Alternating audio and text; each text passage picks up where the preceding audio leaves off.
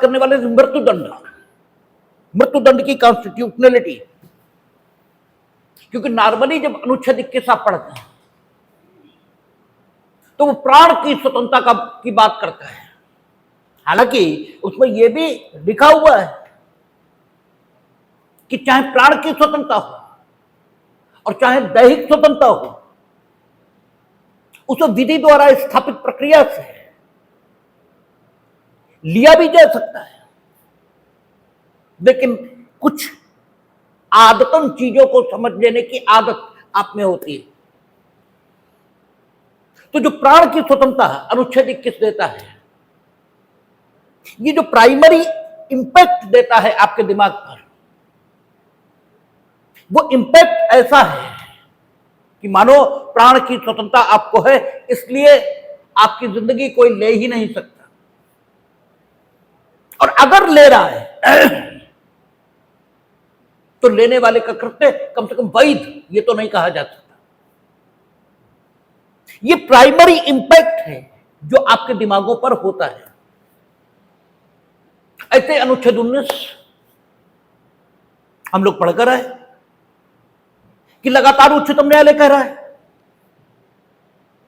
कि किसी भी मूल अधिकार के उपभोग के लिए जिन अधिकारों के उपभोग की जरूरत है, वे सारे अधिकार मूल अधिकार ही माने जाएंगे, भले ही वे अभिव्यक्त रूप से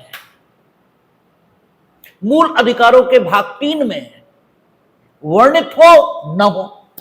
जैसे हम लोगों ने देखा था अनुच्छेद 19 में लाउड स्पीकर के उपभोग का अधिकार, इंटरनेट के उपभोग का अधिकार, ठीक है, विभिन्न प्रकार की जो इवेंट्स हो रही हैं, ठीक है, उन इवेंट्स को जानने का अधिकार, उनको देखने का अधिकार, ये सारे के सारे अनुच्छेद 19 में शामिल माने गए थे। ठीक है, विदेश जाने का अधिकार, क्योंकि उन्होंने कहा था म्यूजिशियन है, अपनी वाक्य में अभिव्यक्ति की स्वतंत्रता का उपभोग करते हुए वो लंदन में म्यूजिकल कंसर्ट ये देना चाहता है, आप उसे वीजा ही नहीं दे रहे, और वीजा जरूरी है उसके लिए, पासपोर्ट जरूरी है। वीजा तो हम गलत बोल गए, क्योंकि वीजा देना तो संबंधित देश की मर्जी है, लेकिन आप पासपोर्ट ही नहीं दे रहे। जब पासपोर्ट नहीं दे रहे तो वीजा देने से भी कुछ नहीं हो रहा, ठीक है। इसलिए विभिन्न प्रकार के अधिकार अनुच्छेद 19 में शामिल माने गए, लेकिन सबसे मूल बात जो है कि अनुच्छेद 19 में जितनी स्वतंत्रताएं वर्णित हैं, वे सब जीवित व्यक्ति द्वारा ही उपयोग की जा सकती हैं। अगर किसी व्यक्ति को आप मृत्युदंड दे रहे हो तो वो 6 स्वतंत्रताओं का उपभोग नहीं कर सकता, और 6 स्वतंत्रताओं पर भी प्रतिबंध हो सकते हैं। लेकिन सबसे पहले प्रतिबंध को युक्ति संगत होना होगा, रीजनेबल होना होगा, और युक्ति संगतता में यह बात समाहित है कि आपको यह साबित करना पड़ेगा, आपको यानी स्टेट को, क्योंकि अनुच्छेद 14 और 19 के बीच जो साबित करने का भार है, उसके बीच फर्क आपको बताया गया था। ठीक है, कि अनुच्छेद 14 इसके वायलेशन की कंप्लेंट अगर कोई करता है तो स्वयं उसी को साबित करना पड़ेगा, साबित करने का भार स्वयं उस व्यक्ति पर होगा जो अनुच्छेद 14 के अतिक्रमण का दावा करता है। लेकिन अनुच्छेद 19 के साथ ऐसा नहीं है, क्योंकि अनुच्छेद 19 स्वतंत्रता देता है, और हमने कहा था कि स्वतंत्रता ईश्वर के यहां से आप लेकर आए हैं हर प्रकार की, और चूंकि हर प्रकार की लेकर आए तो इसलिए किसी प्रकार की स्वतंत्रता पर प्रतिबंध सिर्फ समाज हित में लग सकता है, इसके अलावा नहीं। यानी जो स्वतंत्रता पर प्रतिबंध लगाएगा उसी को यह साबित करना होगा कि वो समाज हित में प्रतिबंध लगा रहा है। इसलिए अनुच्छेद 19 या 21 में बर्डन ऑफ प्रूफ किस पर होता है? उस पर जो प्रतिबंध लगाता है, और प्रतिबंध लगाता कौन है? स्टेट। और स्टेट का कौन सा अंग? विधायिका। ठीक है, विधायिका प्रतिबंध लगाती है अनुच्छेद 19 में, क्योंकि कहा कि राज्य विधि बनाकर ठीक है, स्वतंत्रता को सीमित कर सकता है, जो अनुच्छेद 19 में 6 प्रकार की वर्णित है। अब आप विधि बनाकर स्वतंत्रता को सीमित कर रहे हैं, तो पहली चीज जो आपको साबित करनी होगी वो ये कि प्रतिबंध युक्ति संगत है। और प्रतिबंध युक्ति संगत है यह साबित करने के लिए सबसे पहली चीज जो आपको साबित करनी होगी वो ये कि प्रतिबंध की जरूरत है।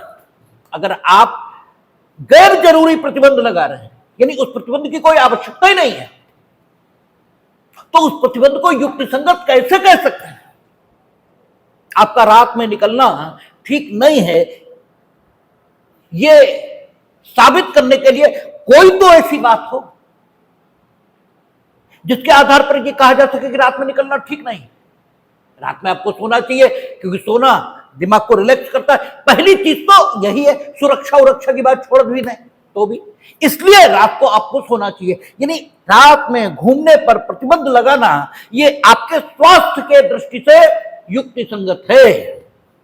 यानी आप कोई प्रतिबंध किसी भी अधिकार पर लगाएंगे तो सबसे पहली जरूरत आपको युक्ति संगत उस प्रतिबंध को साबित करने के लिए जिस बात की होगी वो बात कौन सी होगी कि प्रतिबंध की आवश्यकता है। अगर आप प्रतिबंध की आवश्यकता को साबित नहीं कर सकते तो प्रतिबंध प्रथम दृष्टया ही अयुक्ति संगत है। और अनुच्छेद 19 कहता है 6 स्वतंत्रताएं हैं, उन पर प्रतिबंध तो आप लगा सकते हैं, लेकिन प्रतिबंध युक्ति संगत होना चाहिए। तो इसका मतलब यह हुआ कि स्टेट को सबसे पहले यह साबित करना होगा कि जो प्रतिबंध वो मूल अधिकार पर लगा रहे हैं वो युक्ति संगत है, यदि वो मूल अधिकार अनुच्छेद 19 में आता है। और चूंकि आप यह कहते हैं कि अनुच्छेद 19 के सहित किसी भी मूल अधिकार के उपभोग के लिए जिन अधिकारों की जरूरत है वे भी मूल अधिकार हैं, तो 6 स्वतंत्रताओं के उपभोग के लिए जीवित रहने की तो कम से कम जरूरत है ही। इसलिए जीवन का अधिकार अनुच्छेद 19 में भी शामिल है, ऐसा कहा जा सकता है। और जीवन का अधिकार अगर आप ले रहे हो तो उसे अनुच्छेद 21 और 19 दोनों को संतुष्ट करना होगा, और जब दोनों को संतुष्ट करना होगा तो एक बड़ी सीधी बात आएगी कि सबसे पहली चीज जो आपको साबित करनी पड़ेगी वो ये कि जीवन लेने की जरूरत है। ठीक है, क्योंकि प्रतिबंध लगाने की जरूरत है, यह उसकी युक्ति संगतता की दिशा में पहला कदम है। तो पहली चीज आपको जो साबित करनी पड़ेगी वो यह कि जीवन लिए जाने की जरूरत है। दूसरा, अगर जीवन लिए जाने की जरूरत है, चूंकि जीवन की आवश्यकता अनुच्छेद 19 की 6 स्वतंत्रताओं को उपभोग करने के लिए है, इसलिए आप जीवन लेने के लिए जिस कानून को बनाएंगे उसे अनुच्छेद 19 में प्रतिबंध लगाने के जितने शीर्षक हैं उनको संतुष्ट करना होगा, या कम से कम एक को तो संतुष्ट करना ही होगा। ठीक है ना, तभी तो आप कर पाएंगे। और चूंकि आपने मेनका गांधी में कह दिया है कि there is a interrelation between 14, 19 and 60 and 21, तो ये जो कानून आप जीवन लेने के लिए बना रहे हैं इसे अनुच्छेद 14 के मुताबिक युक्ति संगत यह भी होना चाहिए। और अनुच्छेद 14 जिस युक्ति संगतता की बात करता है वो मनमानेपन के विरोध की बात करता है। यानी वहां युक्ति संगतता का अर्थ दूसरा है, अनुच्छेद 19 में युक्ति संगतता का अर्थ दूसरा है। अनुच्छेद 19 में जो युक्ति संगतता है वो आवश्यकता जनित है। ठीक है, कि क्या प्रतिबंध आवश्यक है, और यदि आवश्यक भी है तो आपने एक्चुअली जो प्रतिबंध लगाया है, वास्तव में जो लगाया है, कहीं वो आवश्यकता से अधिक तो नहीं है। और क्या आपने जो प्रतिबंध लगाया है उसमें प्रक्रियात्मक सुरक्षाओं का ध्यान रखा है। ये सारी चीजें जो अनुच्छेद 19 में प्रतिबंध की युक्ति संगतता उसको डिसाइड करते समय, उसको निर्णित करते समय ध्यान में रखी जाती है। आपको अनुच्छेद 19 में ठीक है प्रतिबंध लगाते समय युक्ति संगतता निश्चित करने के मापदंड क्या होते हैं ये बताया जा चुका है। ठीक है, लेकिन अनुच्छेद 14 जिस युक्ति संगतता की बात करता है वो युक्ति संगतता मनमानेपन के विरुद्ध अंकुश लगाती है और आपको इस बात का आश्वासन देती है कि आपके साथ मनमाना और बर्बर व्यवहार ये नहीं किया जाएगा। ठीक है, तो उनका कहना मीनिंग देर भाई जो मृत्युदंड गलत बता रहे हैं उन लोगों का कहना यह है कि किसी व्यक्ति को दंड देने का मतलब यह होता है उसे दंड देना, अर्थात वो दंड पाने के बाद भी जीवित रहे। दंड देने का अर्थ उसे समाप्त कर देना नहीं है। उनका कहना यह है कि दंड शब्द को किसी भी अर्थ में समझा जाए, दंड शब्द के अंतर्गत व्यक्ति को मार डालना ये शामिल नहीं हो सकता। तो जो प्रारंभिक बात चली है मेनका गांधी के बाद, ठीक है, हालांकि मेनका गांधी से पूर्व भी मृत्युदंड को लेकर विभिन्न सवाल उठते रहे, लेकिन जब मेनका गांधी डिसाइड हो गए और यह मान लिया गया कि 14, 19, 21 के बीच एक अंतर संबंध है और व्यक्ति की प्राण की स्वतंत्रता और दैहिक स्वतंत्रता, इस पर विधि और उसकी स्थापित प्रक्रिया जो कि युक्ति संगतता की विशेषताओं से युक्त है, केवल उसी के आधार पर प्रतिबंध लगाया जा सकता है, अन्यथा नहीं। तब इन तर्कों को बल मिला और पहली बार उच्चतम न्यायालय के समक्ष Jagmohan versus Union of India, ठीक है, Jagmohan versus Union of India में यह चुनौती प्रस्तुत की गई कि मृत्युदंड 14, 19 और 21 इसके खिलाफ है और तर्क यही लिए गए कि अनुच्छेद 21 प्राण की स्वतंत्रता इसे लेने का हक देता है, लेकिन कैसे? विधि की स्थापित प्रक्रिया से। यानी अनुच्छेद 21 जो गारंटी देता है, अनुच्छेद 21 जो प्रत्याभूत करता है वो प्राण की स्वतंत्रता या दैहिक स्वतंत्रता, इस पर जो प्रतिबंध लगाने वाली विधि है उसकी प्रक्रियात्मक युक्ति संगतता को, क्योंकि कहता ना, ठीक है, प्रोसीजर इस्टेब्लिश बाय लॉ, ठीक है, क्योंकि जगमोहन मेनका गांधी के तत्काल बाद आ रहा है और मेनका गांधी और ए के गोपालन दोनों में प्रोसीजर इस्टेब्लिश बाय लॉ इसी शब्द की व्याख्या हुई थी। इसलिए Jagmohan versus Union of India में यह कहा गया कि 14, 19, 21 के बीच एक अंतर संबंध है और 21 यह कहता है कि प्राण की स्वतंत्रता, इस पर आप प्रतिबंध लगा सकते हैं, किंतु प्रतिबंध लगाने वाली जो विधि है उसे एक युक्ति संगत प्रक्रिया, प्रोसीजर इस्टेब्लिश बाय लॉ, ठीक है, इसे अधिनियमित करना चाहिए या इसे प्रिस्क्राइब करना चाहिए। और अगर वो विधि प्रोसीजर जो उपलब्ध करा रही है उसे सुविधि की सम्यक प्रक्रिया नहीं माना जा सकता, तो उसे विधि की प्रक्रिया कहा ही नहीं जा सकता, वो तो फिर मनमानी प्रक्रिया है। ठीक है, इसलिए जो विधि प्रतिबंध लगाए उसे प्रोसीजर इस्टेब्लिश बाय लॉ अर्थात ड्यू प्रोसीजर, इसे इनेक्ट करना ही चाहिए। और अगर वो विधि अनुच्छेद 19 इसमें वर्णित स्वतंत्रताओं पर भी प्रतिबंध लगा रही है, तो चूंकि अनुच्छेद 19 की 6 स्वतंत्रताएं भी यहां शामिल है, तब उस विधि को अनुच्छेद 19 में वर्णित जो स्वतंत्रताएं हैं उन पर प्रतिबंध लगाने के जो शीर्षक हैं उन्हें अतिरिक्त संतुष्ट करना होगा, अन्यथा उस विधि के द्वारा ऐसी स्वतंत्रता जो अनुच्छेद 21 के साथ 19 में भी शामिल है उस पर प्रतिबंध लगाने के लिए समुचित विधि नहीं माना जा सकता। ठीक है। अब चूंकि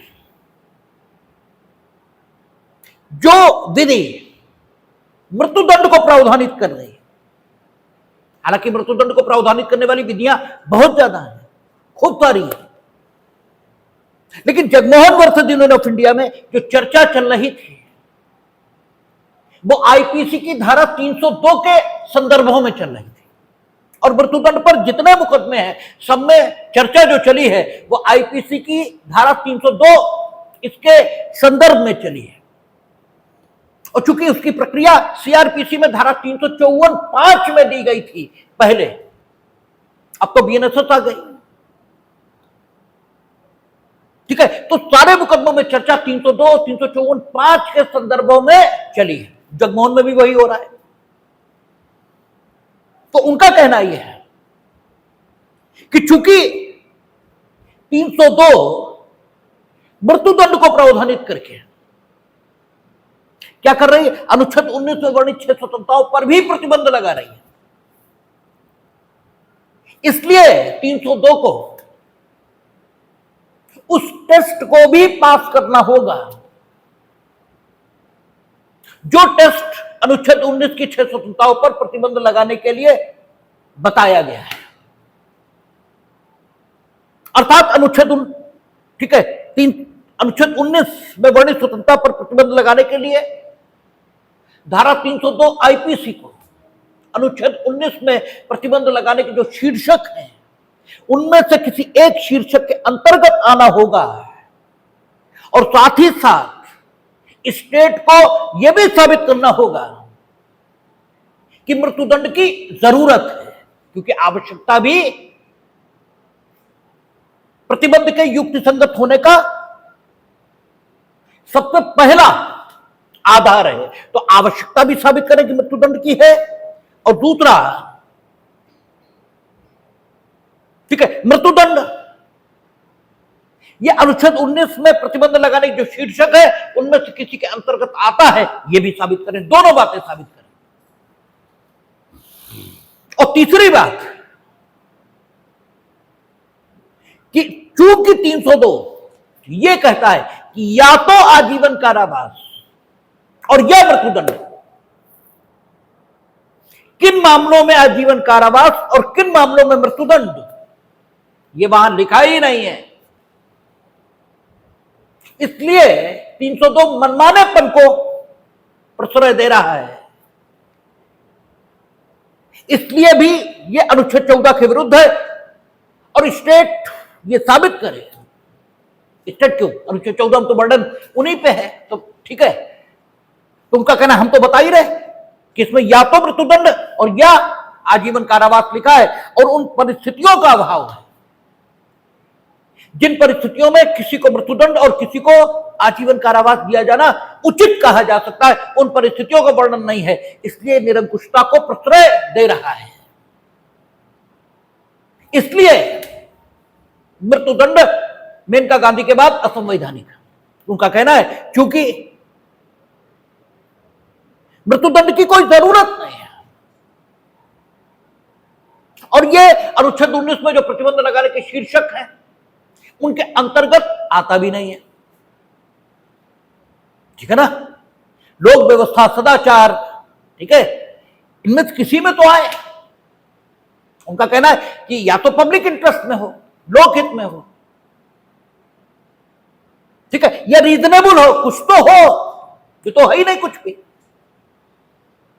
क्योंकि दंड देंगे किसी को तो वो बना तो रहे, दंड देने का मतलब है हमने आपको दंड दिया, तो दंड भुगतने के बाद आपको बचना तो चाहिए। मृत्युदंड में तो व्यक्ति नहीं बचेगा,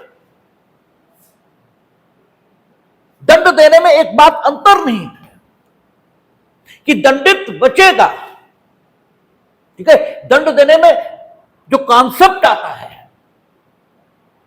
वो कॉन्सेप्ट इस बात की मांग करता है कि दंडित बचना चाहिए, ठीक है। हर शब्द अपने में कुछ अर्थ लिए है, तो दंड का अर्थ यह हो ही नहीं सकता कि दंडित बचे ही ना, ठीक है। इसलिए मृत्युदंड अनावश्यक है, अतार्किक है और अनुच्छेद 19 में किसी भी शीर्षक के अंतर्गत नहीं आता और इसे अधिरोपित करने का जो प्रोसीजर है वो भी गलत है, क्योंकि उनका कहना अनुच्छेद 354(5) यह बताता है कि मृत्युदंड जिसे मिला है वो रस्सी से तब तक लटकाया जाएगा गर्दन से जब तक कि उसकी मृत्यु ना हो जाए।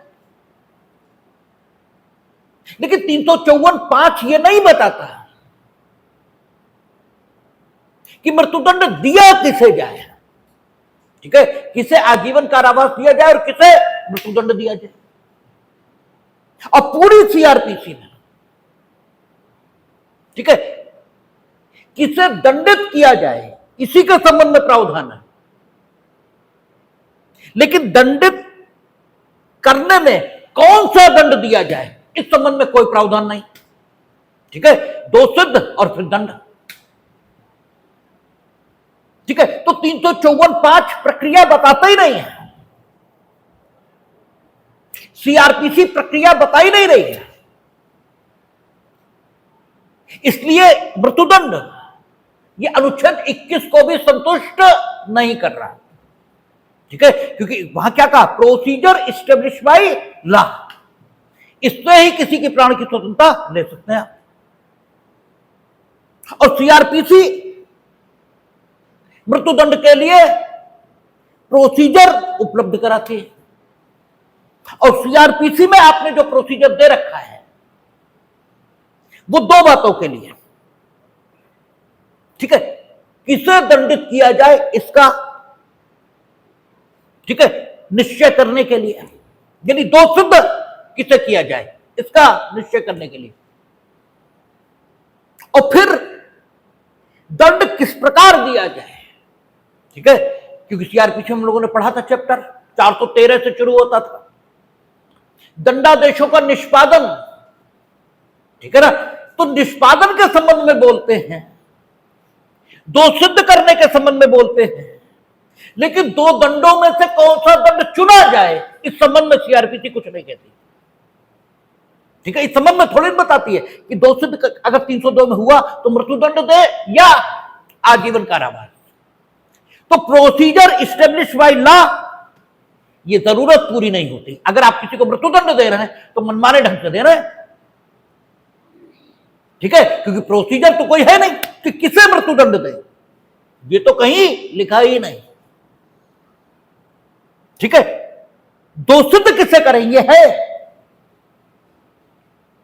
दोषसिद्ध करने के बाद अगर आपने मृत्युदंड दे दिया तो मृत्युदंड किस प्रकार निष्पादित करें यह भी है। लेकिन दो उपलब्ध दंडों में से कौन सा दंड इसे दे यह नहीं है।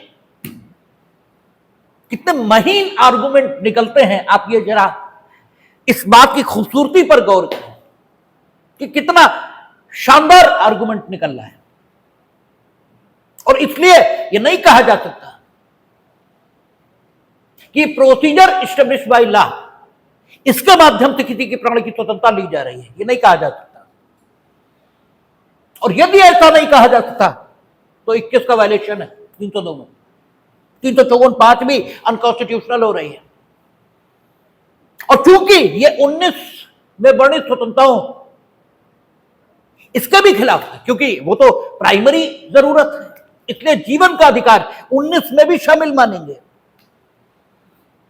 और जब 19 में भी शामिल मान लिया तो सीधी बात है कि अब 302 और 354(5) सीआरपीसी को अनुच्छेद 19 में जो प्रतिबंध लगाने के शीर्षक है उन्हें भी संतुष्ट करना होगा, और उसे रीजनेबलनेस और आपका, क्योंकि युक्ति संगत प्रतिबंध ही लग सकता है, तो उसे रीजनेबलनेस जो कि अनुच्छेद 19 में आवश्यकता से संबंधित है, आपको यह भी साबित करना पड़ेगा कि मृत्युदंड जरूरी है, और साथ ही साथ यह भी साबित करना पड़ेगा कि वो इन द पब्लिक इंटरेस्ट भी है, क्योंकि वो अनुच्छेद 19 के भी खिलाफ है। ये दोनों ही बातें साबित नहीं होती। मृत्युदंड आवश्यक है ये नहीं कहा जा सकता, इसलिए नहीं कहा जा सकता क्योंकि दंडित व्यक्ति को जीवित बचना चाहिए, दंड का कॉन्सेप्शन सुधार के लिए है। ठीक है, दंड हम क्यों देते हैं? इसलिए ताकि आगे से वो ऐसी गलती न करे, इसी के लिए देते हैं। ठीक है भाई, दंड देने के संबंध में क्या कॉन्सेप्शन है कि आगे से ऐसी गलती ना हो। आगे से गलती करने के लिए जब तुम बचोगे ही नहीं, ठीक है, तो फिर दंड कहां दिया तुमने? बदला लिया है। ठीक है, फिर तो बदला लिया है। दंड और बदले के बीच फर्क ही है। ठीक है, तो ये अतार्किक है, अनावश्यक है,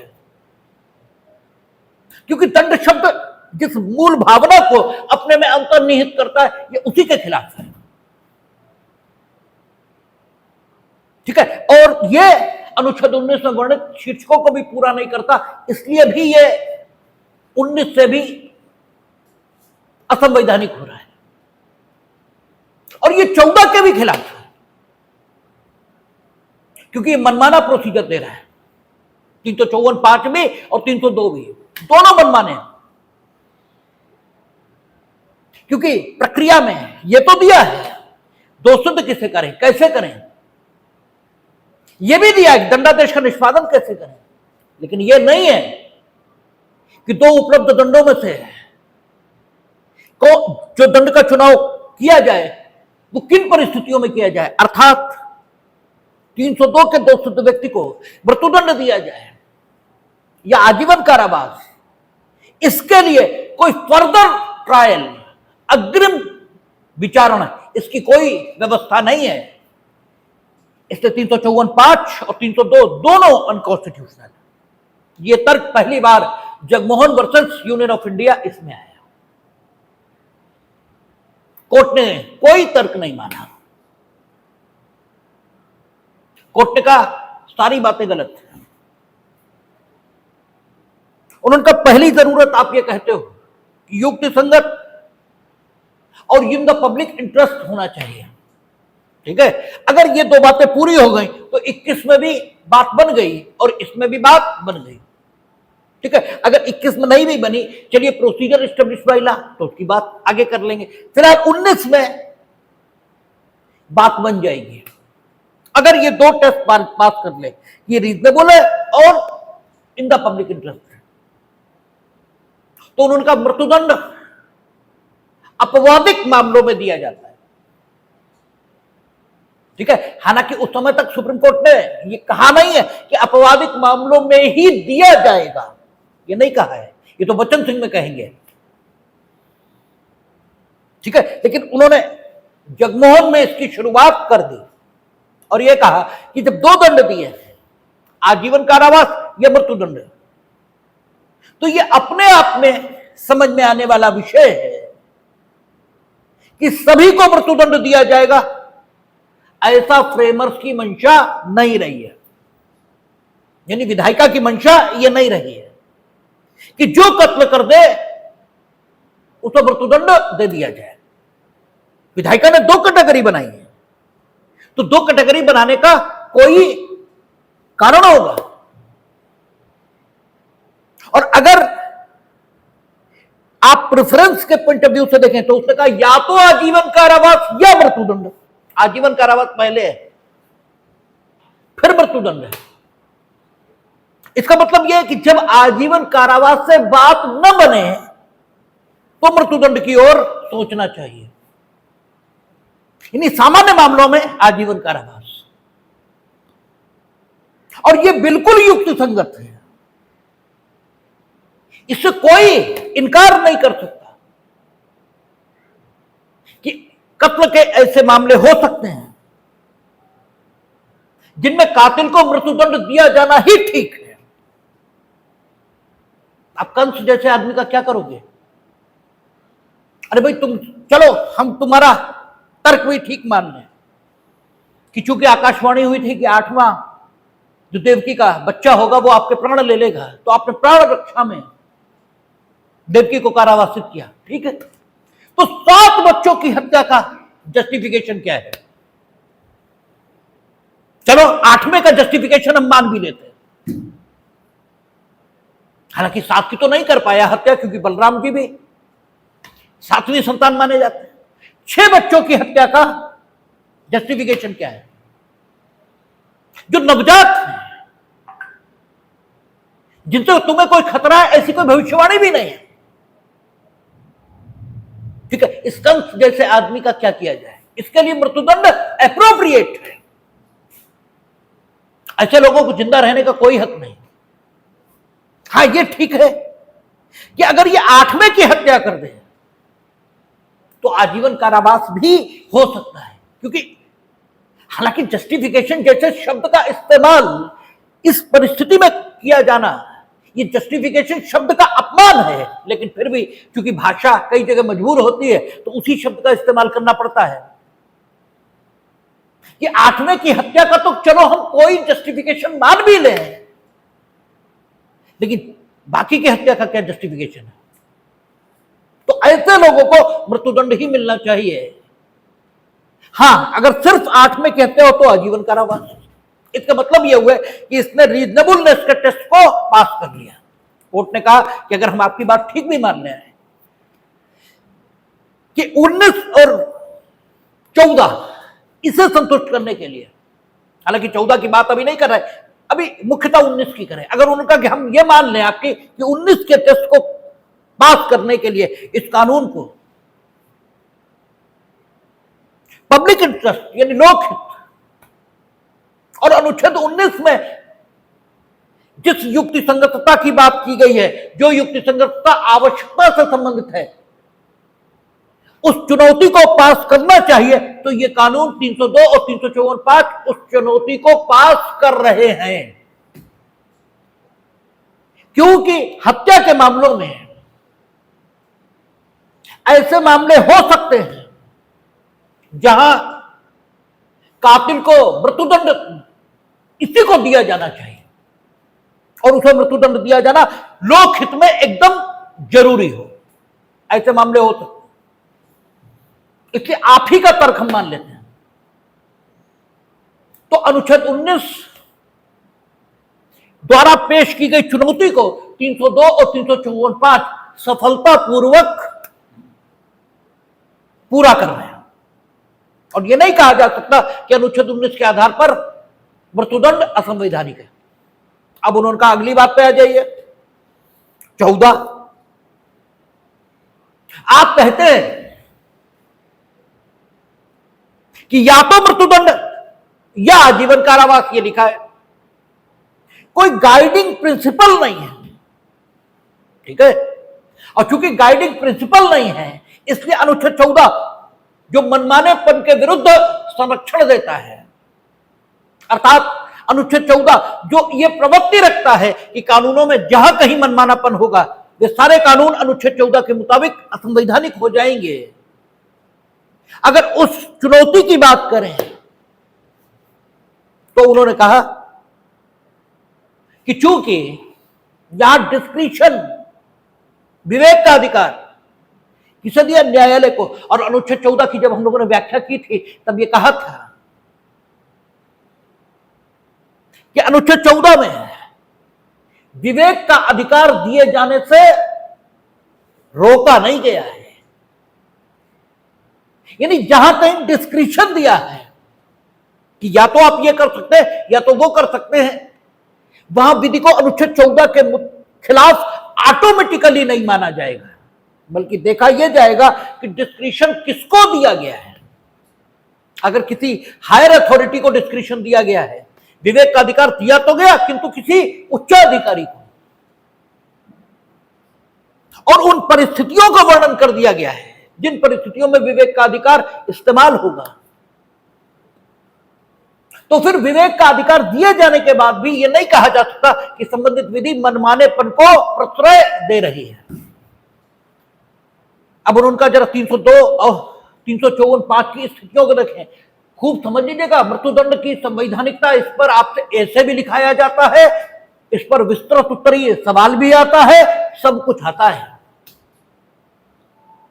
और आपको जो मृत्युदंड की संवैधानिकता पर सवाल जब आपसे किया जाता है, ऐसे लिखाया जाता है हायर कंपटीशंस में और हायर स्टडीज में, तो अगर 22 का याद किया हुआ लिख दिया ना तो मिलेगा 0 ही। ठीक है ना? तब आपसे अपेक्षा यह होती कि डिस्कस करें जरा आप, ठीक है।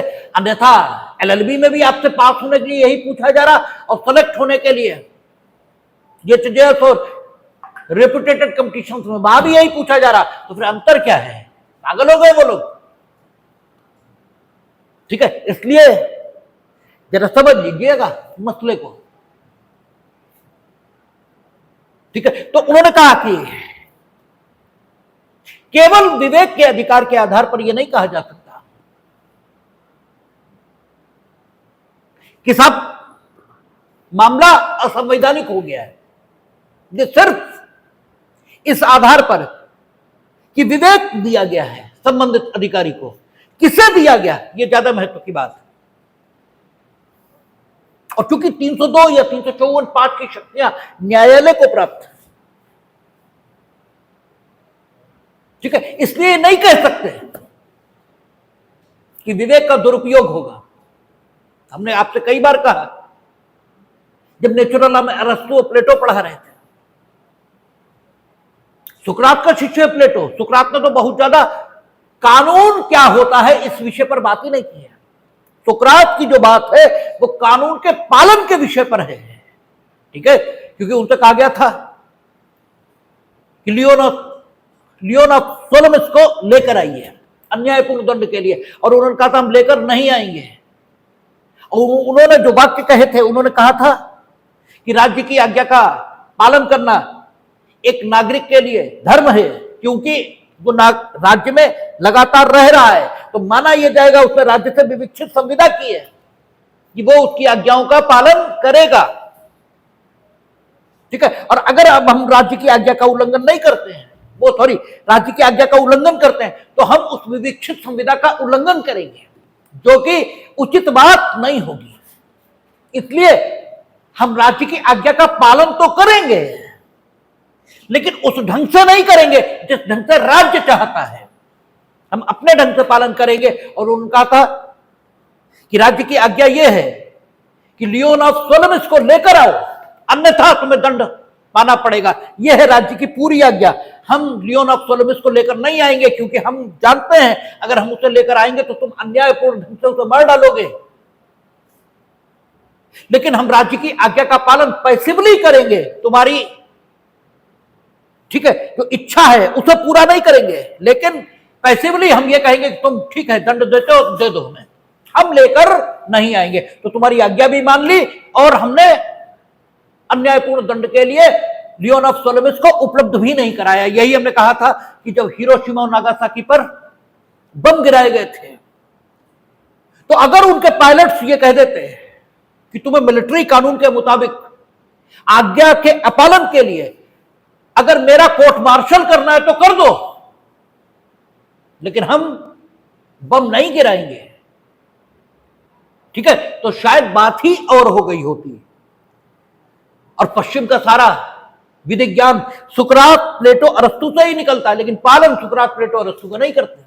तो सुकरात विधि के अनुपालन का बंधन, इस विषय पर अपना विचार व्यक्त करते हैं। उनका विधि क्या है इस विषय पर विचार ही नहीं। लेकिन सुकरात और प्लेटो और अरस्तु ये विधि क्या है इस विषय पर बात करते हैं। और प्लेटो कहता है कि जो दार्शनिक राजा है उसका वाक्य विधि होना चाहिए, क्योंकि दार्शनिक राजा यह जान सकता है कि संबंधित व्यक्ति में क्या विशेषताएं हैं और उन विशेषताओं के मुताबिक वो उसे जिम्मेदारी देगा तो समाज का बेहतर संचालन हो सकेगा। जबकि अरस्तु कहता कि बात ठीक है, दार्शनिक राजा बेहतर राजा हो सकता है, लेकिन दार्शनिक राजा अप्राप्य है, मिलता नहीं जल्दी जल्दी। इसलिए विधि राज्य ये दूसरा सेकंड बेटर ऑप्शन है, ठीक है ना। बेस्ट ऑप्शन तो दार्शनिक राजा ही है, क्योंकि दार्शनिक राजा एक लिविंग ऑर्गन है, वो परिस्थितियों के मुताबिक सोच सकता है और विधि स्टैटिक व्यवस्था उपलब्ध कराएगी। एक बार बन गई, अब जो ठीक है उसमें संशोधन होगा तभी होगा। अदरवाइज सिचुएशन में उसी को लागू किया जाएगा, और सिचुएशन में लागू करने से कभी कभी अन्याय भी हो सकता है। जैसे आपने कानून बना दिया कि जो बलात्कार करेगा वो जेल काटेगा। अब बलात्कृता की शादी ही बलात्कार करने वाले से हो गई, अब आप उसे सजा दे रहे हैं, तो जो बच्चे और स्वयं बलात्कृता है वो एक बार पीड़ित उस समय हुई थी और दूसरा अब होगी। तो विधि कभी कभी अपनी सार्वभौमिकता के कारण अन्याय उत्पन्न करती है, और फिर उसे ठीक करने के लिए किसका सहारा लेते हैं हम? इक्विटी, साम्य, उसका सहारा लेते हैं। ये हमने आपसे बात की थी जब क्या पढ़ा रहे थे, स्पेसिफिक रिलीफ एक्ट, उसकी बात की थी आपसे। तो अरस्तु कहता है कि सबसे बढ़िया बात तो दार्शनिक राजा है, क्योंकि दार्शनिक राजा होगा तो इस मामले में निर्णय ले लेगा कि इस पर्टिकुलर मामले में सजा नहीं देंगे, बाकी सजा ही देंगे। लेकिन कानून तो ऐसा नहीं कर सकता, इसलिए अरस्तु कहता है सेकंड बेटर ऑप्शन विधि राज्य। लेकिन दोनों इस बात पर सहमत हैं कि अगर विवेक दार्शनिक राजा के पास है तो कोई दिक्कत वाली बात नहीं है। हम भी कहा करते हैं कि अगर राजा राम है तब फिर कोई दिक्कत वाली बात नहीं है, क्योंकि राम मर्यादा का उल्लंघन कर ही नहीं सकते। ठीक है, वो कभी अपने लिए मर्यादा का उल्लंघन नहीं करेंगे, लेकिन शेष के लिए कानून ही होना चाहिए और सबको कानून के मुताबिक ही चलना पड़ेगा। तो विवेक का अधिकार स्वयं में मनमानेपन का प्रमाण नहीं हो सकता। यही अनुच्छेद 14 में कहा गया, यही अनुच्छेद 14 की व्याख्या है कि कहीं विवेक का अधिकार है तो कानून मनमाना है, सिर्फ इस आधार पर नहीं कहा जा सकता। ठीक है, किसको विवेक का अधिकार दिया गया, यह ज्यादा महत्व की बात है। ठीक है, तो कोर्ट ने यह कहा कि चूंकि यहां हक किसको मिला मृत्युदंड देने का? न्यायालय को। और न्यायालय को जो मृत्युदंड देने का हक मिला है वो भी उस न्यायालय को मिला जिसके समक्ष विचारण के दौरान सभी प्रकार के तथ्य, ठीक है, अपराध से संबंधित ये आ गए होंगे। अपराध किन परिस्थितियों में हुआ, किसके विरुद्ध किया गया, ठीक है, उसे करने के लिए साधन कौन से इस्तेमाल में लाए गए, किस समय किया गया, ठीक है, अपराधी ने किस आवश्यकता के कारण अपराध किया, क्या अपराधी को संबंधित अपराध करने के लिए उसका अपना संतोष, इसके अतिरिक्त कोई अन्य आवश्यकता थी ही नहीं, क्या उसने अपने को संपन्न बनाने के लिए, पैसों के लिए अपराध किया है? ये सारे फैक्टर्स, ठीक है, ये ध्यान में आ गए होंगे। ठीक है, किसके? विचार न्यायालय के। तो इसलिए यह नहीं कहा जा सकता कि विचार न्यायालय अगर मृत्युदंड देगा, क्योंकि क्या है, विवेक का अधिकार अगर राम में है तो कोई गलत बात नहीं है। ठीक है, तो अगर राइट टू डिस्क्रिशन कोर्ट को दिया गया है, और वो भी किसे? ट्रायल कोर्ट को, जिसके समक्ष विचारण के दौरान अपराध से संबंधित सभी विशिष्टियां और सभी विशेषताएं आ चुकी होंगी, तो यह नहीं कहा जा सकता कि ये अनगाइडेड और अनकंट्रोल्ड डिस्क्रिशन है, यह नहीं कहा जा सकता। ठीक है, इसलिए यह अनुच्छेद 14 द्वारा विहित टेस्ट उसको भी पास कर लेता है, क्योंकि मनमाना नहीं है। विवेक का अधिकार जहां है वहां मनमाना पर है, ये नहीं कह सकते। और ये ठीक है कि आपका दोष सिद्ध करने के बाद कौन से दंड का चुनाव किया जाए, इस संबंध में कोई प्रक्रिया सीआरपीसी में नहीं है। इन्हीं दो उपलब्ध दंडों में से कौन सा दंड दिया जाए, इस विषय पर सीआरपीसी में कोई प्रोविजन नहीं है। लेकिन फिर भी ट्रायल कोर्ट क्योंकि उसे दिया गया है विवेक का अधिकार, और दौरान विचारणा अपराध से संबंधित सभी विशिष्टियां ट्रायल कोर्ट के ध्यान में आ गई होंगी। इसलिए बिल्कुल नहीं कहा जा सकता कि ट्रायल कोर्ट अगर मृत्युदंड दे रहा है तो मनमाने ढंग से वो मृत्युदंड दे रहा है, और उनका इसके बाद भी प्रक्रिया रुकती नहीं है। एडिकेट सम्यक रक्षोपाय इसके बाद भी सीआरपीसी उसमें दिए गए। अभी कॉन्स्टिट्यूशनल ताकतों की तो बात ही छोड़ दीजिए, अभी सीआरपीसी में ही बहुत सारे रक्षोपाय दिए गए। फर्स्ट अपील तो हाईकोर्ट ही हो जाएगी, ठीक है, और सुप्रीम कोर्ट जिन मामलों में मृत्युदंड है उनमें सुप्रीम कोर्ट भी अपील चली जाएगी, ठीक है। फिर कॉन्स्टिट्यूशनल अपील, ठीक है, अगर वो अपील न भी करे तो संदर्भ जाएगा, न करे अपील, ठीक है, गरीब है नहीं कर सकता अपील, संदर्भ जाएगा। और संदर्भ कैसे सुना जाएगा वो प्रक्रिया लिखी है, वैसे ही सुना जाएगा जैसे अपील सुनी जाती है, लिखा है उसमें, हम लोगों ने पढ़ा है संदर्भ, ठीक है। मेरा ख्याल है 365 सीआरपीसी था, 365 ही था ना, शायद 365 ही था, ठीक है, 65 हो या 67 हो, 365 या 67 इसमें से एक, तो वैसे ही सुना जाएगा जैसे अपील सुनी जाती है। और अपील उसने कर भी दी तो भी संदर्भ समाप्त हुआ नहीं माना जाएगा। क्यों? अपील उसने कर दी, आगे वकील ही नहीं खड़ा कर पाया, ठीक है, तो उसका पक्ष नहीं आएगा, तो भी संदर्भ समाप्त नहीं मानेंगे। संदर्भ और अपील एक साथ निर्णित किए जाएंगे, ठीक है। तो एडिकेट सेफगार्ड ये दिए गए। तो अगर ट्रायल कोर्ट ने गलत डिसीजन भी दे दिया तो करेक्ट हो जाएगा ऊपर तक, ठीक है, सुप्रीम कोर्ट तक करेक्ट हो जाएगा।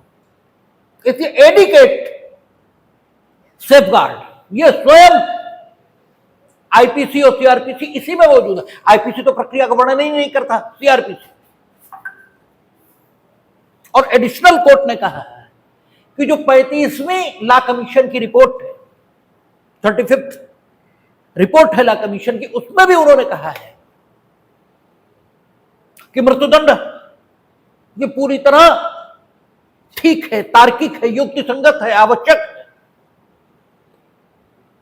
इसलिए ये इस टेस्ट को भी पास कर लेता है जो अनुच्छेद 14 द्वारा प्रावधानित किया गया है कि मनमाना तो नहीं है, तो न तो प्रक्रिया मनमानी है, ठीक है, और न ही, ठीक है, ये मनमानेपन से ग्रसित है, दोनों ही बातें नहीं। और ये तो कहा ही नहीं जा सकता क्योंकि अनुच्छेद 21 स्वयं में इन शब्दों को लिखता है कि प्राण और दैहिक स्वतंत्रता का हनन विधि द्वारा स्थापित प्रक्रिया से अन्यथा नहीं किया जाएगा। इसके मतलब प्राण की स्वतंत्रता का हनन हो सकता है, ये तो है ही है, ठीक है। और इन शब्दों को स्वयं फ्रेमर्स ने लिखा, इसका मतलब यह हो गया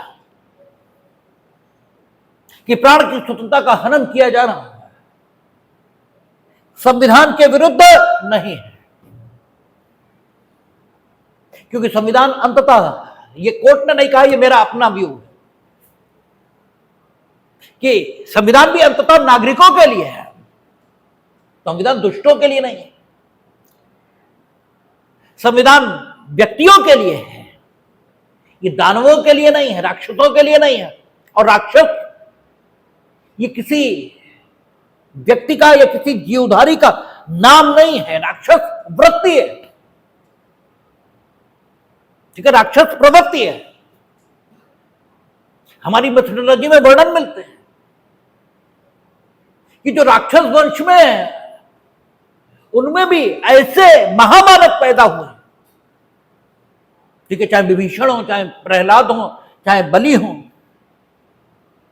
ठीक है, कि आज भी उनका स्मरण बड़ी श्रद्धा और आस्था से किया जाता है। मूर्ख केवल विभीषण का, ठीक है, स्मरण श्रद्धा और आस्था से नहीं करते होंगे, हम तो बड़ी श्रद्धा और आस्था से करते हैं।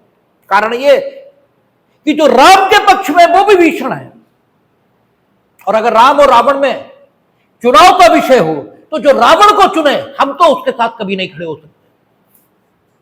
ठीक है, राम और रावण में जब चुनाव के प्रश्न खड़े हुए तो विभीषण ने राम को चुना है, और किसी भी व्यक्ति को राम और रावण इनमें चुनाव का प्रश्न पैदा होने पर राम को ही चुनना चाहिए।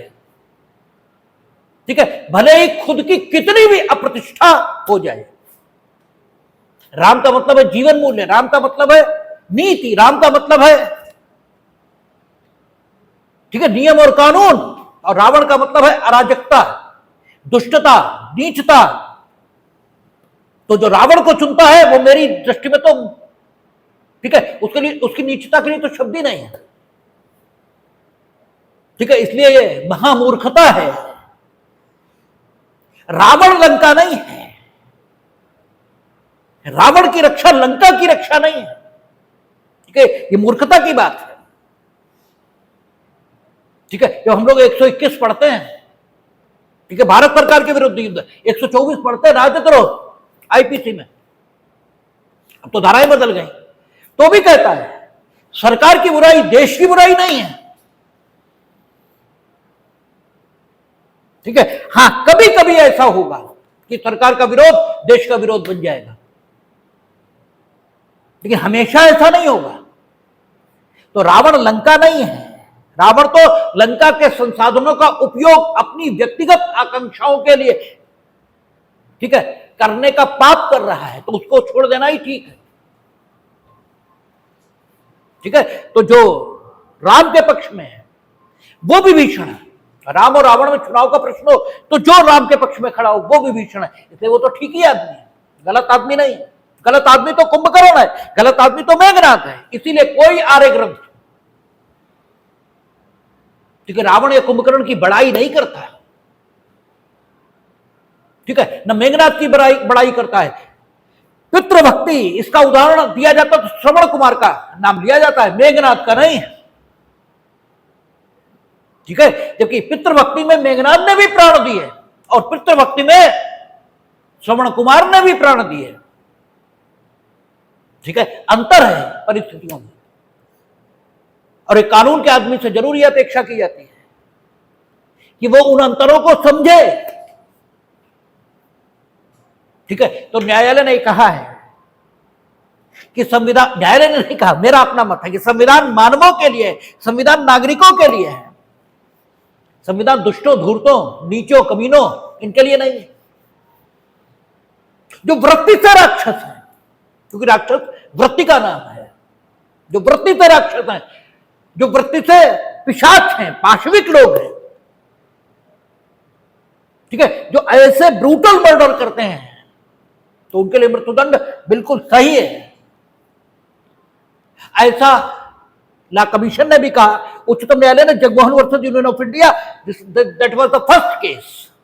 ठीक है, मुख्य रूप से मृत्युदंड संवैधानिक है या नहीं, इस पर 3-4 केस कहे जाते हैं, Jagmohan versus Union of India.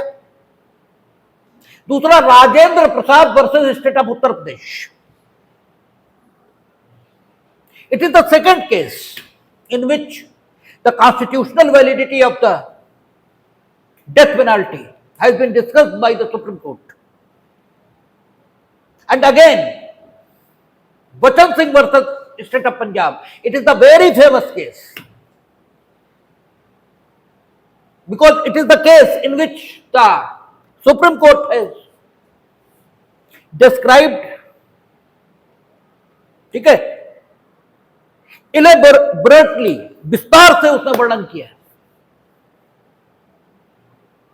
कि किसमें मृत्युदंड ये दिया जाना ठीक होगा। उसके बाद एक मुकदमे का नाम लेते हैं, अलाउद्दीन मियां वर्सेस स्टेट ऑफ बिहार।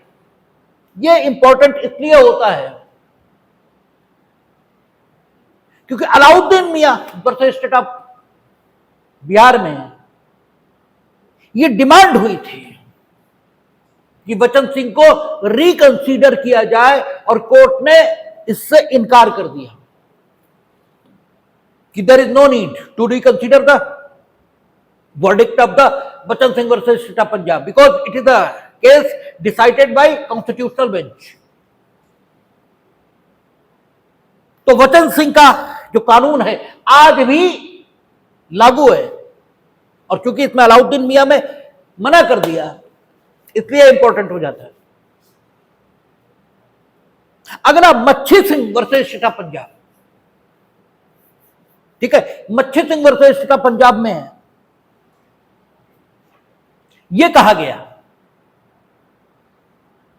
कि मृत्युदंड इसका संबंध अपराध से नहीं है, अपराधी से। ठीक है, यानी मृत्युदंड, क्योंकि इन सारे केसेस में जो डिस्कशन हुआ है वो 302 के संदर्भों में हुआ है। तो 302 में जब हम चर्चा करेंगे तो मानव मृत्यु उन परिस्थितियों में जिनमें वो हत्या कहलाती है वो तो हुई होगी, इसलिए ठीक है, मृत्युदंड या आजीवन कारावास इसका संबंध स्वयं अपराध से तो हो ही नहीं सकता, यह अपराधी से संबंधित है। अपराधी में क्या कैरेक्टरिस्टिक्स, उसमें कोई सुधार की तरह, क्या वो राक्षस है बिल्कुल, क्या वो पिशाच की कैटेगरी में है या सामान्य मानव की कैटेगरी में है? क्योंकि सामान्य मानव भी इस कदर उत्तेजित हो सकता है, उत्तेजना के लिए कोई न्यायोचित कारण हुए बिना कि वो हत्या कर दे। ये सामान्य मानवीय वृत्ति है, और जो सामान्य मानवीय वृत्ति है उसे स्वीकार करना होगा। ये ठीक है कि उत्तेजना के लिए कोई जस्टिफिकेशन नहीं था, इसीलिए हम उसे हत्या के लिए दंडित करना है। अदरवाइज कोई जस्टिफाइड कारण होता तो हम हत्या की कोर्ट में न आने वाले आपराधिक मानववध के लिए उसे दंडित करते हैं। और बिना उत्तेजना अगर उसने मानव की हत्या की है तो उसे फांसी भी मिल सकती है, और बिना उत्तेजना अगर उसने किसी मानव की हत्या की तो हो सकता है कतई छूट जाए। अगर मामला जंगल एक्सेप्शन में आ गया तो उत्तेजना नहीं है उस समय तो हम प्रतिरक्षा कर रहे हैं, और जो प्रतिरक्षा करेंगे तो उत्तेजना का तो सवाल ही नहीं है भाई। उस समय तो आदमी और डरा हुआ होता है दूसरे से जब रक्षा कर रहा है, ठीक है ना, तो देखना पड़ेगा। तो ऐसी न्यायोचित स्थितियां हो सकती हैं जिनमें व्यक्ति उत्तेजना में न होते हुए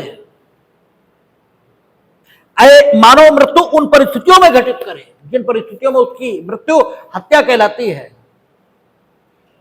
तब आजीवन कारावास यही दिया जाना उचित होगा।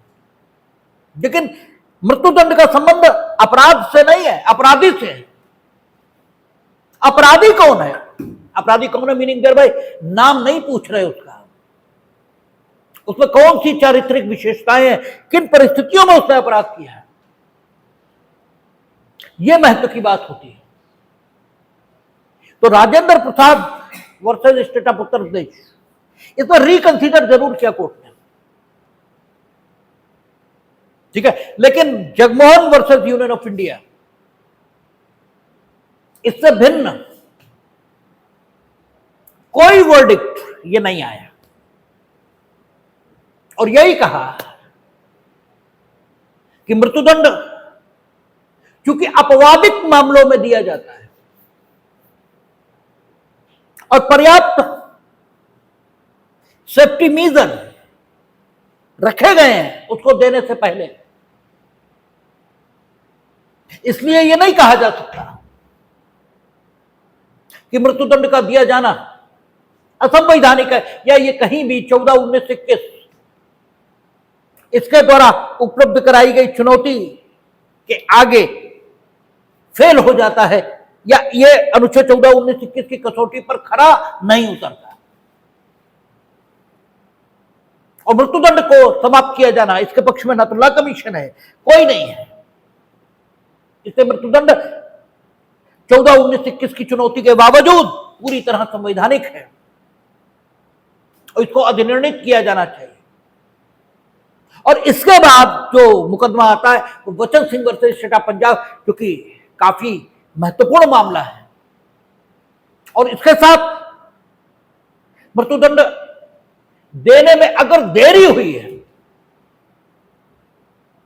तो उस देरी के क्या परिणाम होंगे और देरी हुई या नहीं हुई इसका निर्णय किस प्रकार किया जाए, और अगर देरी हुई तो व्यक्ति के अधिकार क्या हैं, और देरी हुई इसे निश्चित करने में किन परिस्थितियों को ध्यान में रखें। ठीक है, इन सब बातों पर चर्चा है। पहली बार किसमें हुई? बथीश्वरन वर्सेस यूनियन ऑफ इंडिया, पहली बार बथीश्वरन। दूसरी बार Sher Singh versus state of Punjab, और शेर सिंह बथीश्वरन के अगेंस्ट है, बिल्कुल डिफरेंट डिसीजन है दोनों में। उसके बाद Munawar Haroon versus state of Maharashtra, इसमें शेर सिंह को फॉलो किया। और उसके बाद Javed Ahmed versus state of Uttar Pradesh शायद हो या स्टेट ऑफ महाराष्ट्र हो, इसमें शेर सिंह को गलत बताया, ठीक है, और बथीश्वरन को फॉलो कर लिया और यह कहा कि शेर सिंह में जो कोर्ट की बेंच थी वो, ठीक है, बथीश्वरन के बराबर की ही थी, इसलिए बथीश्वरन को ओवर रूल करने का कोई हक शेर सिंह में पीठ को नहीं था, इसलिए बथीश्वरन को ही फॉलो किया। अब क्योंकि शेर सिंह बथीश्वरन, ठीक है, इनके बीच अंतर विरोध आ गया, किसमें? मुनव्वर हारून और जावेद अहमद में। मुनव्वर हारून में शेर सिंह को फॉलो कर लिया और जावेद अहमद में बथीश्वरन को फॉलो कर लिया। अब यह अंतर विरोध आ गया, इसलिए Triveni Ben versus state of Gujarat, the 5 जजेस बेंच है, और इसमें इन प्रश्नों के उत्तर कि मृत्युदंड देने में अगर विलंब हुआ तो क्या स्थिति बनेगी, इनके फाइनली उत्तर दिए गए, जो आज भी कानून के तौर पर पालन किए जाते हैं। ठीक है, तो इन मुकदमों में क्या कहा गया और बचन सिंह में क्या कहा गया, इस पर कल चर्चा करेंगे और कल हम उम्मीद करते हैं कि डेथ सेंटेंस समाप्त हो जाएगा। देखेंगे।